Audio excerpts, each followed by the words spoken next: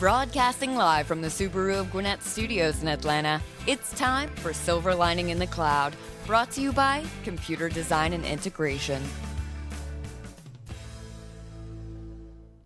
Good morning, Atlanta, and welcome to Silver Lining in the Cloud, where we talk with business leaders from Atlanta and the surrounding communities. Silver Lining in the Cloud is brought to you by CDI Managed Services, where we outsource IT solutions, infrastructure, and end-user support, as well as cloud computing. I'm your host today, Dom Rainey, and my co-host, Nicole, is out doing her marketing thing again, getting ready for one of our IT Lunch and Learn seminars there at the Atlanta Club here in a couple of weeks. So have a great day, Nicole. Stay dry. For today's show, we've got a full house.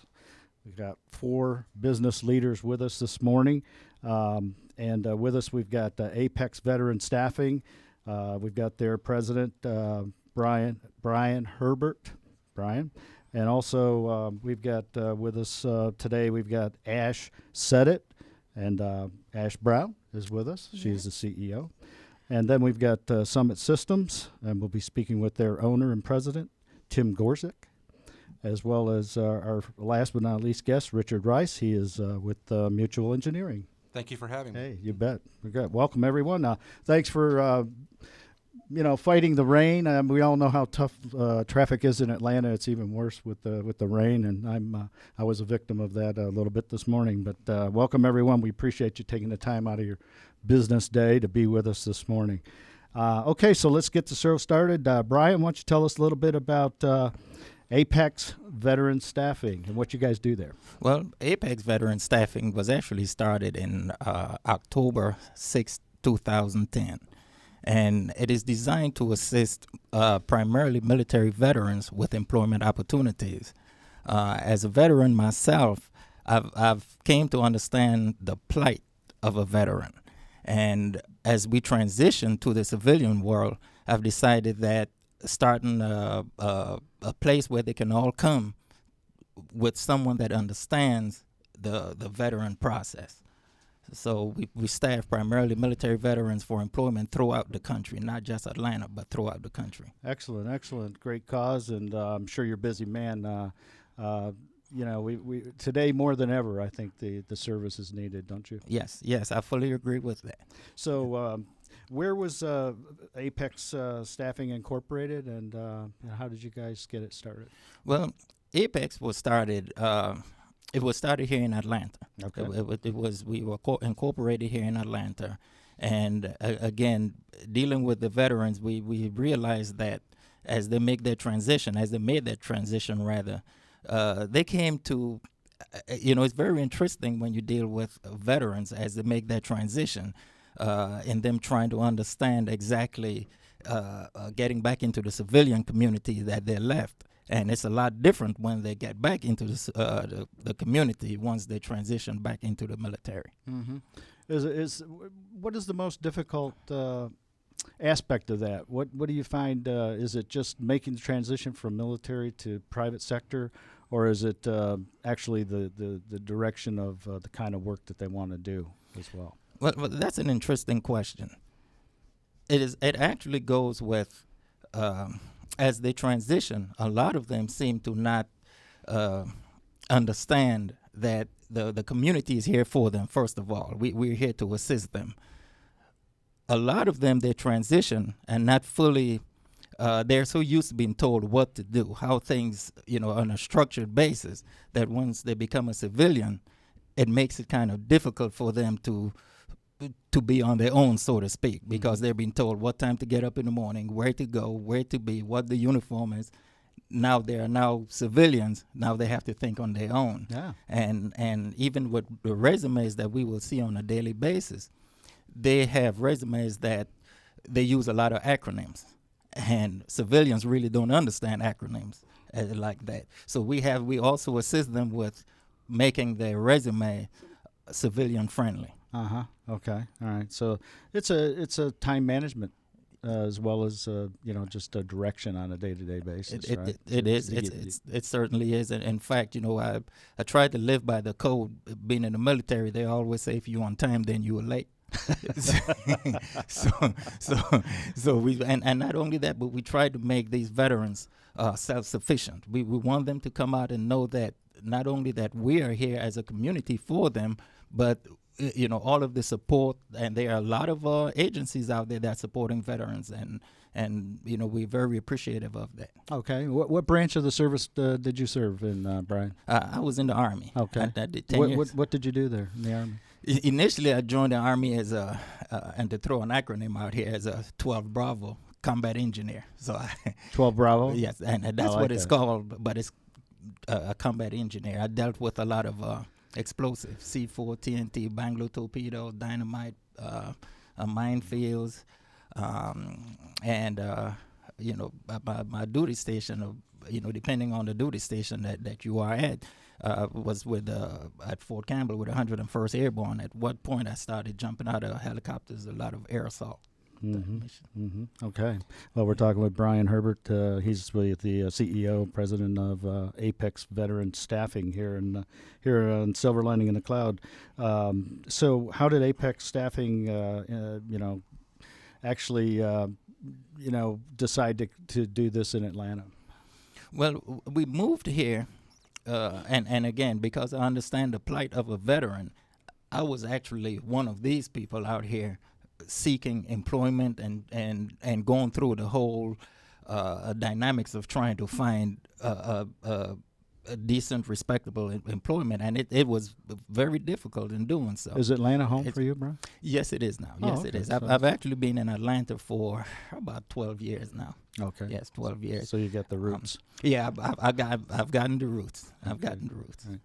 So why staffing? Why do you guys face a lot of competition in your business, like a lot of staffing companies do, or are you kind of unique in what you do? Well, we're kind of unique in what I do, and I say unique in that we staff primarily military veterans. I know there's a lot of agencies out there that staff anyone that just walks in the door, but we are specialized in dealing primarily with military veterans. I went to Desert Storm. I've been to Desert Storm, and when I left Desert Storm, I became an Army recruiter in Jacksonville, Florida.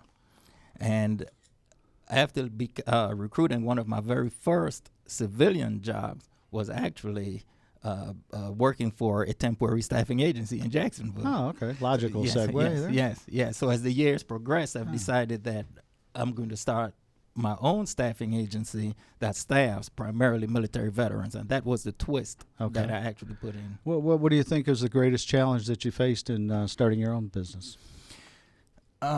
Education.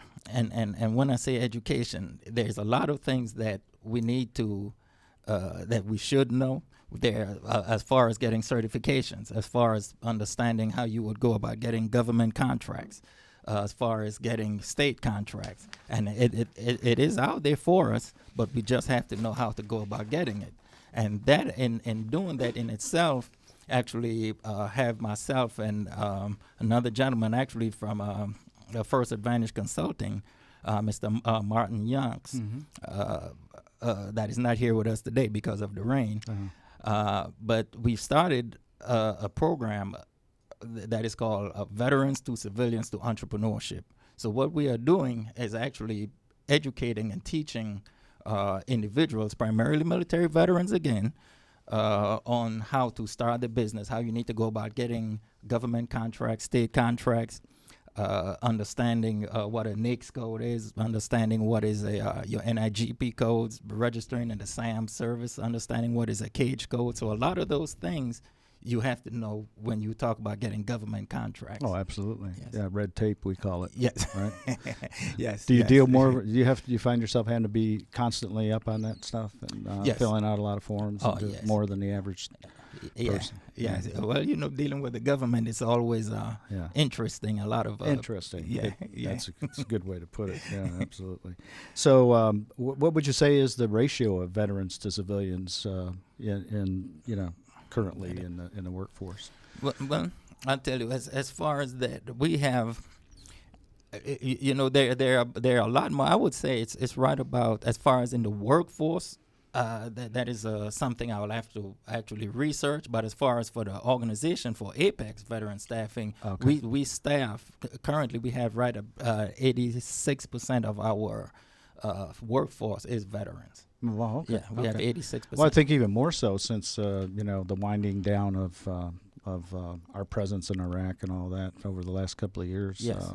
You're probably being inundated with opportunities there to fill jobs in Atlanta. Do you go outside of the Atlanta area? Do you find yourself reaching out and finding opportunities for veterans outside of Atlanta as well? Yes, as a matter of fact, outside of the state altogether. We currently have people work in Kentucky right now. We have had people work in Waltham, Massachusetts. We had in New York. So we branch. As a matter of fact, I've just gotten a contract to work for some people in Florida. So they come from all over. Mm-hmm. We do staff all over the country for veterans. Okay, excellent, excellent. Brian Herbert with Apex Staffing, Veteran Staffing here in Atlanta, and you're located in Duluth. We are in Duluth, about 5 minutes from this studio. Great. Excellent, excellent. So what does the future look like for your organization, Brian? Well, it's looking very bright. It's looking very bright, and for both, not only Apex Veteran Staffing, but also veterans to civilians to entrepreneurship, because it's a lot of veterans, or I would say a lot of individuals out there that needs to that would like to start their own business but don't know where to start. They need a starting point, and even when you do start it, need to understand, okay, how do I go about getting some of these contracts? What do I need to do to go about getting have my business going the way you would like it to be running? Mm-hmm. Well, you certainly have a dynamic website. You've got the red, white, and blue all over it. If you don't feel like helping a veteran after you look at your website, I think you might as well look in the mirror and figure out why you're not interested in helping these guys. And you got some great quotes out there, I will say as well. The quote there from Martin Luther King and John Kennedy. Yes. Those are excellent quotes. I would encourage everyone to go to your website and look at those quotes and think about the future. Yes, thank you. And that's excellent. Tell our listeners how they can reach out to you and your organization to find out a little bit more about you and to get engaged, and certainly the veterans out there to give you a call and get started. Okay. Our phone number, the office number, is 770-495-VETS. That is 8387. So it's 770-495-8387. Our office is located at 3325 Duluth Highway, Suite 103, and that's Duluth, Georgia. And our website is www.aveteranstaffing.com.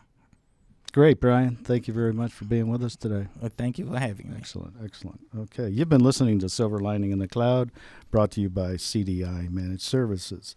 Our next guest today is with ASH, Ash Said It, LLC.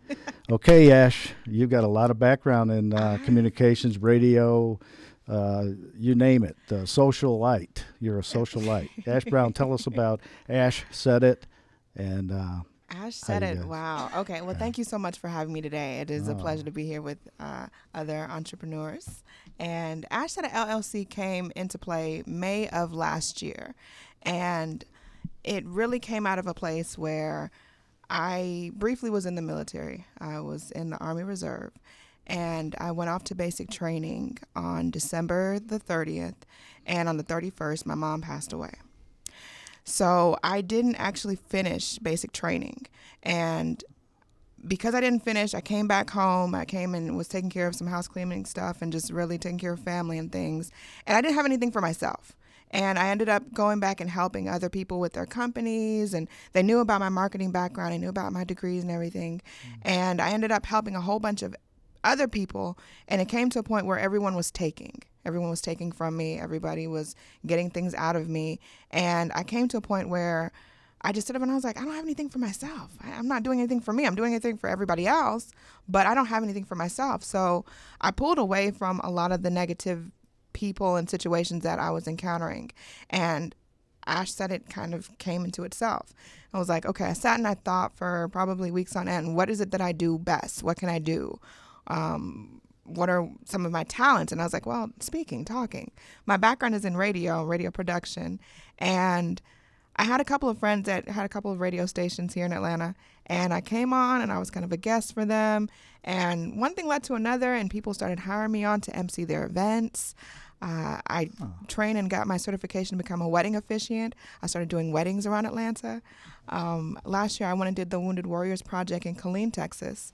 So opportunities have really opened up, and it really stemmed from me taking a step back and believing in myself versus believing in everyone else's vision for me. And so Ash said it came to be from that. Wow, that's quite a story. I mean, that's amazing. I mean, that's it's a lot how things happen. It is when you're not. They said life is what happens when you're making plans. Just yeah. So. Excellent. Well, you gave it a heads up. I applaud you for that.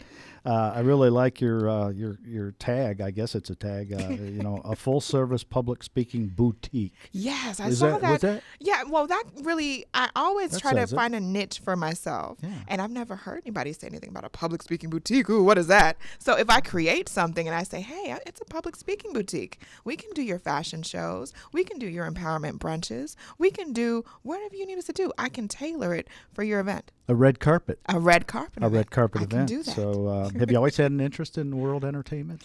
Really? I think so. I think a lot of my interest came, I was about 18 years old when I started modeling and acting. So that's where a lot of my background, I was really interested in it at that time. But like most things, if it's not a passion of yours, you soon burn out on it. Oh, it's not, you lose interest in it. And so radio came into play a lot when I was in school. I went to Columbus State University. And at that time, they were known as, we're not going to say their name.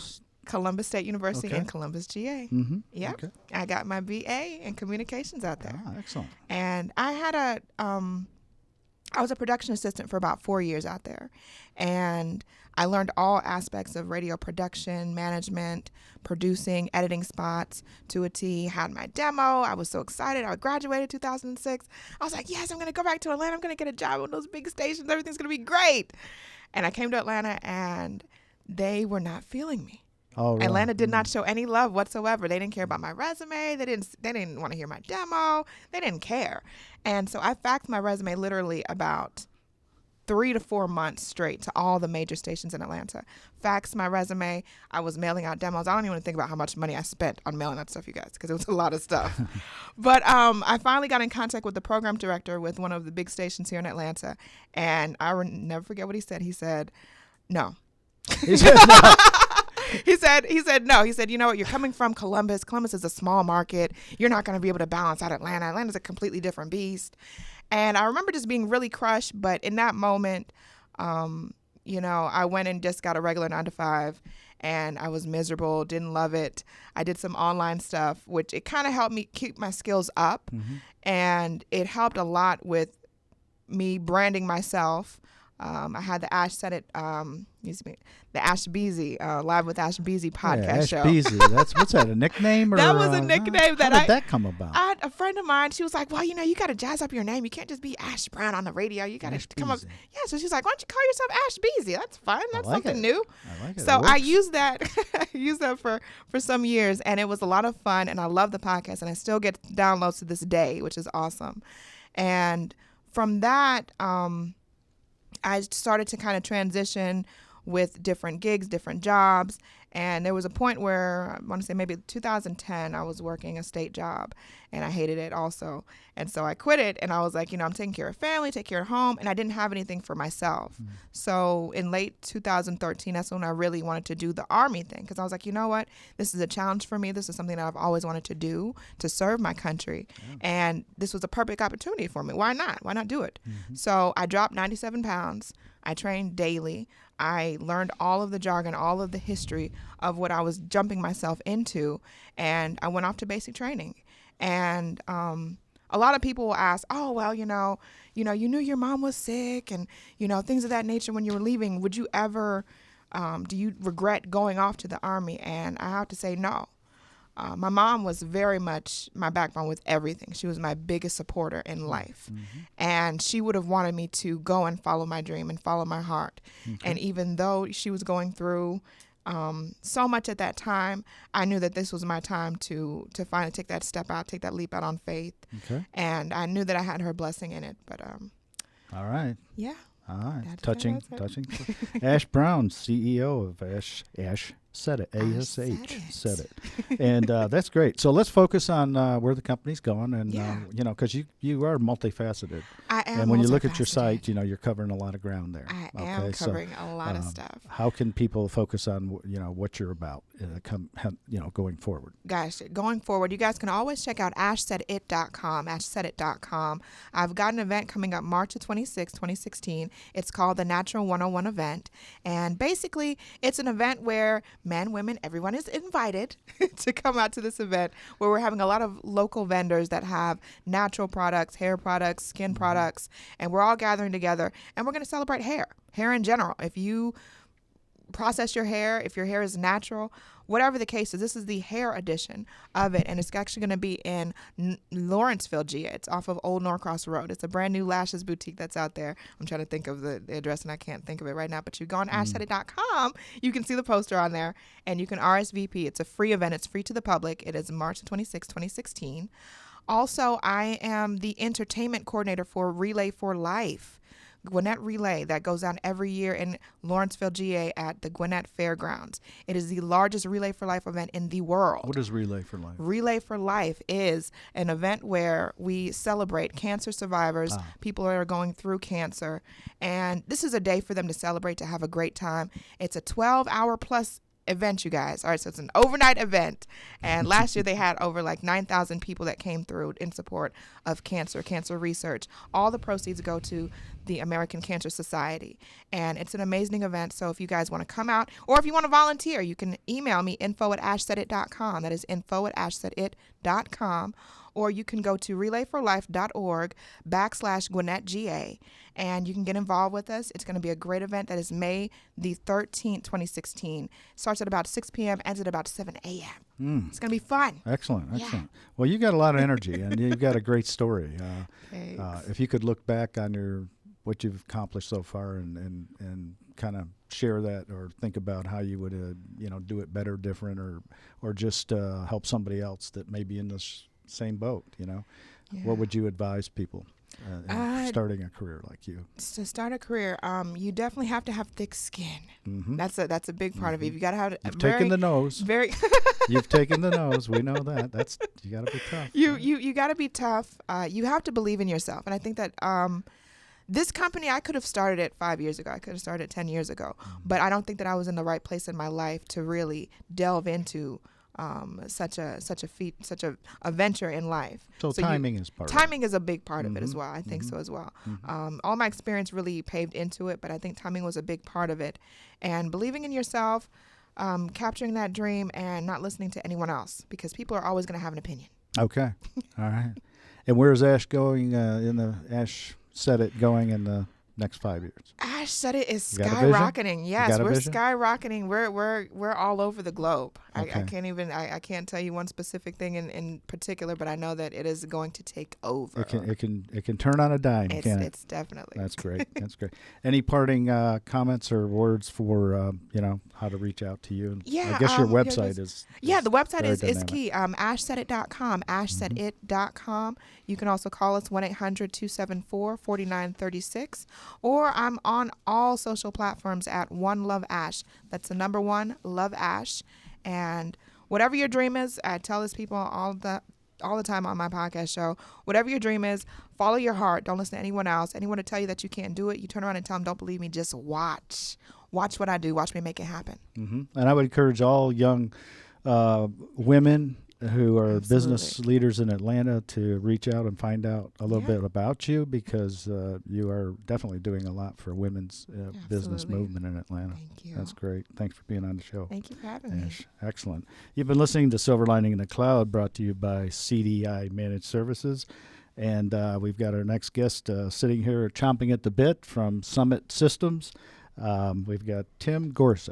Did I say that right, Tim? Yes, thank you. Yes, that's right. Yeah, great. That's right, a good pass. I've heard that name chopped up quite a bit, sometimes by my competitors on purpose. But as long as you're not running for politics, they won't. I would never do that. Yeah. Tim, tell us about Summit Systems. Well, we're a multifaceted, technology conglomerate, a small one, There's a couple of different commercial to commercial technologies that we provide under one roof. The first and foremost is our audiovisual systems group. So much like the gear you see in this studio, we provide some small broadcast projects and stuff like that. It's not our niche, but we do. Do you build studios or just provide studios is not our niche, but we do have a member on staff that does have some background in that that is allowing us to kind of play in that niche a little bit. We're very cautious in that, though, because it is a very specialized. Where our two largest offerings in our audiovisual group is providing technology to education in the classroom, both higher ed and K-12. And then we do a lot of commercial and military and government applications, courtroom audio systems, and you have training systems for Fort Bragg that we're doing right now, for instance. Oh, excellent. We have a structured cabling group, which my business partner founded the practice on 19 years ago this month, actually, on February 1st. And inside that, we have our power systems group. We have a building access control and security group. We have our lighting and LED energy practice. We have an IP communications group, which does network infrastructure and IP telephony.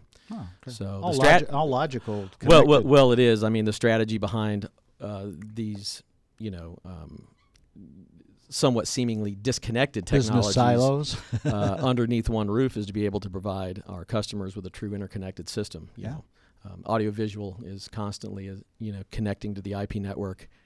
IP telephony definitely rides on the IP network, and lighting control systems ride on the IP network. And, they all require cabling, they all require power. And, having a company that does this and embraces a decentralized strategy for managing these 6 disciplines gives us the opportunity to ride on 6 different businesses, financially. So that's kind of nice. It gives us a little bit of a weather shield there during bad times, but also allows us to go into a customer and you may pick to opt to purchase and have us design one of several of these technologies.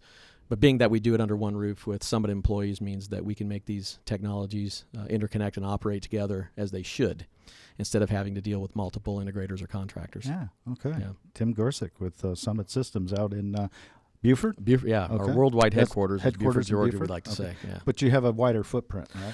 We do. We have had some key, commercial customers actually take us internationally around the world to deploy data centers. This year, we part of our growth strategy is to diversify ourselves geographically, and we're starting that from a position of strength. Our largest position of strength is our audiovisual systems group, primarily in our K-12 offering.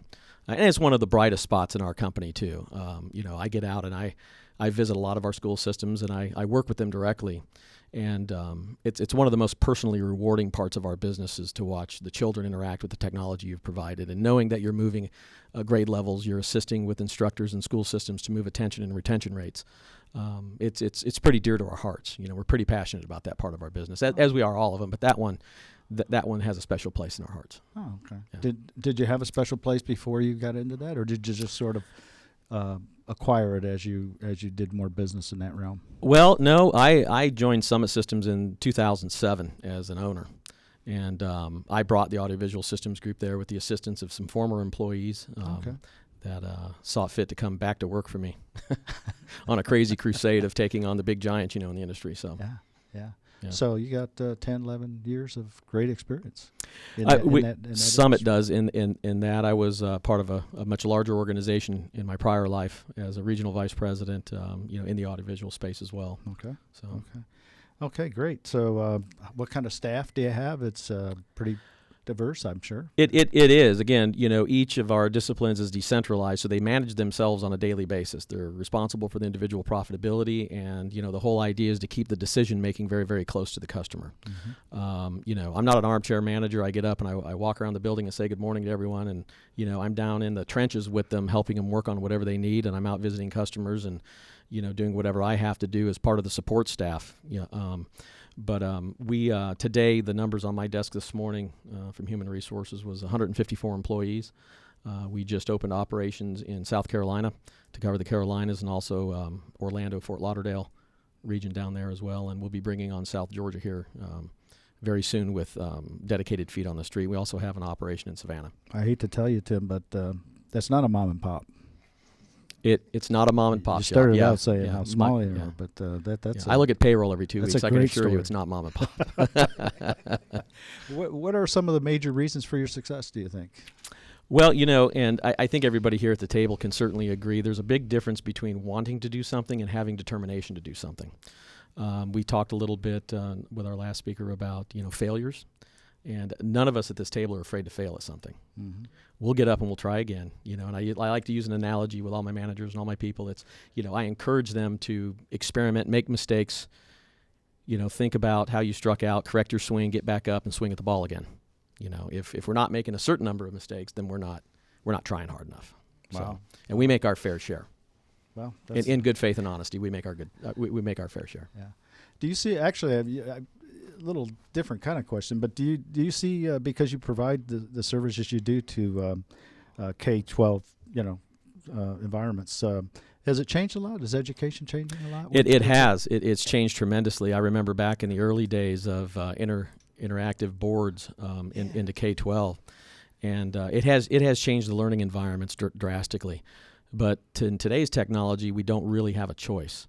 I don't know if anybody here has children, but I have a 12-year-old and a 15-year-old, Mm-hmm. and the way that these two boys communicate is on their phones and on their computers and on their iPads and everything else. And so to take a child at any age, and I know that some of you have very young children, to take a child that's their whole world when they're at home, and to sit them in front of a chalkboard or a dry erase board without any type of electronics whatsoever, it's already a challenge to keep their attention in the classroom and for our good educators to retain them through high school graduation. And so these type of tools it's for the most part a requirement in the classroom. Oh, okay. The way that I see it. Mm-hmm. Do you So provide those boards? We do. We actually provided several different technologies Mm-hmm. into the classroom, and each education district or education system really has their own way of approaching technology in the classroom, which I think is great because it's a big experiment platform out there in the market. And we have the benefit of sharing with Gwinnett what Fulton's doing and sharing what Hall's doing with Clark County, and kind of mixing it up with our customers and helping them develop their approach into the education technology market. And there's no right or wrong way to do it. Mm-hmm. So interesting. Yeah. Good insight. Appreciate that. So Tim, what's the company look like coming down the road for next 5 years or 10 years, even if you've got that kind of vision? Sure. Yeah. So we we're in a place right now where we're able to take what we do and do well and expand that out to the neighboring states, which is just duplicate it. Yeah, basically, which is what we mentioned before. Now, our operating process is a little bit different than our manufacturers. I think we all agree to compete, you've got to be different. Mm-hmm. And sometimes that means just leaning into the projects and making sure that you're looking better than your competitors are. But we have some operational methodologies too that makes us very unique and actually goes against the grain in some of our in some of our markets. And so the idea is to take what we do well and where we've proven ourselves and stamp that out into other geographies. At some point, Georgia is our backyard, but at some point you've got to grow outside of that. Mm-hmm. Absolutely. Okay. Well, Summit Systems certainly is on the map, and things are happening, and you've got the vision, and you've got the established business. It's great. What do you like most about what you guys do? Well, it's funny, after so many years of enduring the stress of growing a business with a business partner and, all the risk that's involved in that, I still get up every morning and look forward to coming to work. I can't wait. Monday is just as exciting to me as Friday, as some people would say. But, the folks that I work with, they're very passionate about what we do. They love to win. So forth and so on. And so it just makes for an exciting culture, in the business. So yeah, great, excellent. Well, thanks for sharing that. Tell our listeners how they can reach out to the Summit Systems and yes, absolutely.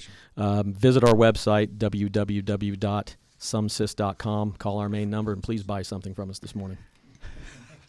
Well, you've got a lot of offerings, that's for sure. We've got a few we can help you with. That's for sure. Yeah, great. Thank you, Tim.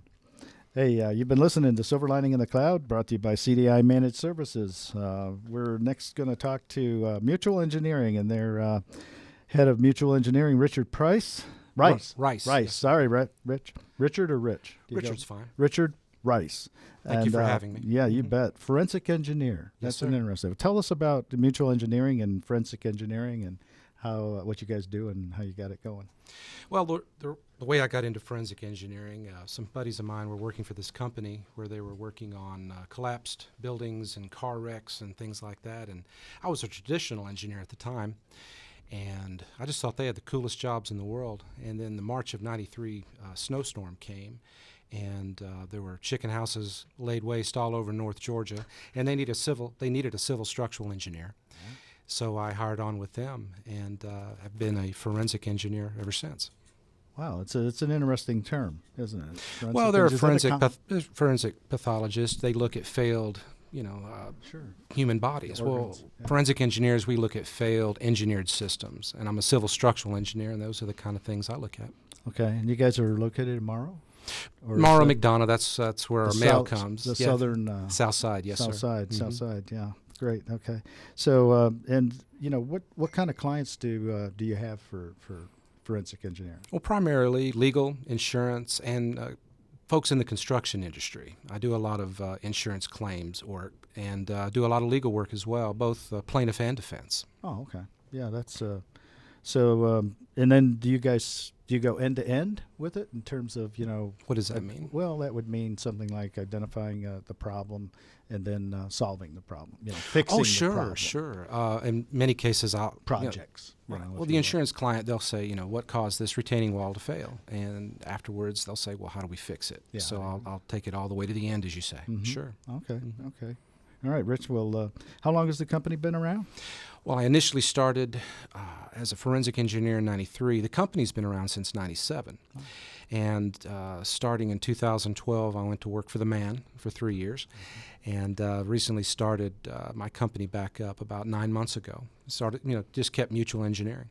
Okay. And you're a member of there's actually an association or organization called the National Academy of Forensic Engineers? Yes, sir. That's a very important organization to me. How has it helped you? Well, it allows me to be a board-certified forensic engineer. Well, a lot of folks, they come out and engineers naturally love to solve problems. Yeah. I think a lot of us at the table know that. And but what makes it difficult is when a case or a situation, there's a deposition and goes to court, and a lot of engineers have a hard time there. And the things I've learned through the National Academy of Forensic Engineers has allowed me to be a better forensic engineer. Mm-hmm. Is that a lengthy process to get certified, or is it No, not really, except that you need to get a bachelor's degree in engineering, and then get it. Oh yeah, there's 4 years there, and then your internship after that till you become a licensed engineer, and then you work. I would suggest working in industry. Oh yeah, definitely. And then as a just at the member level of the National Academy of Forensic Engineers, you have to have a certain number of depositions, certain number of cases. And there's a lot to it. Right. Yeah. It's not just a dues-paying organization. You have to have some experience. So it really does mean something. It does. Great. It does. Oh, that's great. Okay, so Rich, what would you say, are the advantages and disadvantages of doing business for yourself? Well, I started my business back in '97, and in 2012, for 3 years, I was working for someone else.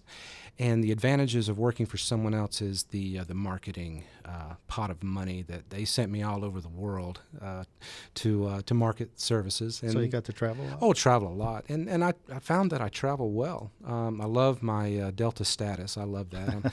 Since I've started, everyone at the table's laughing. Everyone goes, oh, yeah. And to be able to get in before everyone else is always nice. But since starting to work for myself, I'm losing my Delta status, so I have to call them about that.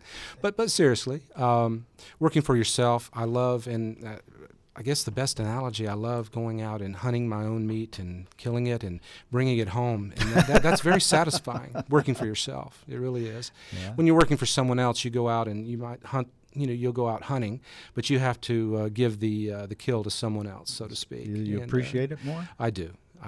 And now there are disadvantages, of all the paperwork you have to fill out, the governmental paper, taxes and what have you, and insurance. That's always a drag when you're working for yourself, but that's just part of the beast. That's part of it, yeah, absolutely. Talking with Tim Richard Rice. Yes, he's, sir. He's the head of mutual engineering, and we're talking about forensic engineering. So, how would you encourage young engineers to get into the forensic aspect of it? Oh, definitely. And why? Well, it really depends on your nature. I was a music major before I was an engineering major, and performance and being out there and teaching and what have you, and explaining things to people is just part of my nature. I guess from the early days of being a performance major, a music performance major. But if you find that in your blood, being a forensic engineer is a great outlet for that. I would definitely, once you get your degree, go out and do your internship. Have to work for another PE for a while, and work in industry as the normal way, and then later on you'll have your credentials, so to speak, to be an expert witness. A personality trait is what I'm. It helps. It helps. It helps. I've always enjoyed speaking. I always said my father, he could sell ice at the North Pole, and I hope I got a piece of that. So sounds like you've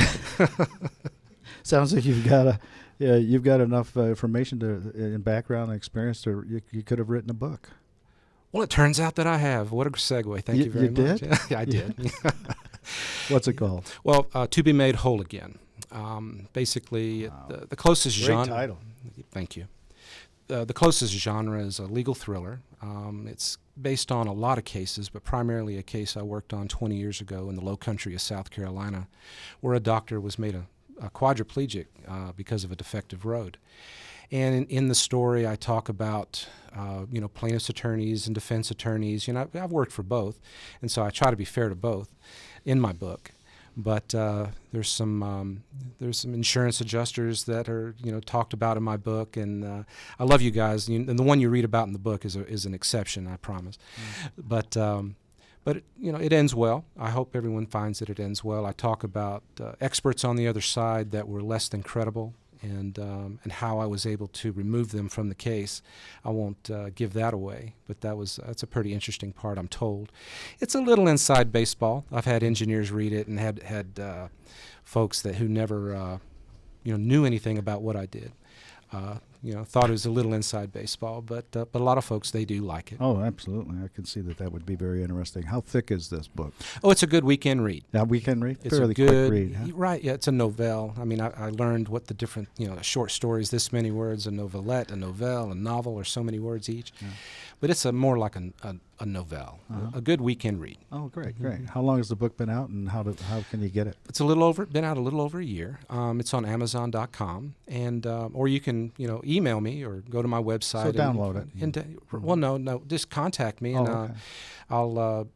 You can buy it directly from me, and I'll sign it for you, or okay. You can buy it from Amazon.com. To Be Made Whole Again. Oh, excellent. To Be Made Whole Again.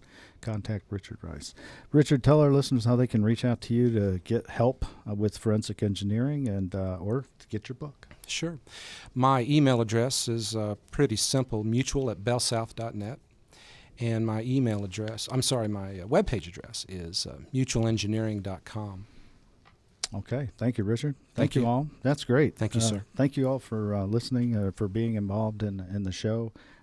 You've been listening to Silver Lining in the Cloud, where we talk with business leaders and we talk business to business. You want to thank our guests today, Brian Herbert, Ash Brown, Tim Gorisek, and Richard Rice. We appreciate all of you for what you do and what you bring to the business community and the economy here on our local level. I'm Dom Rainey, and it's been a pleasure to be the host of the show.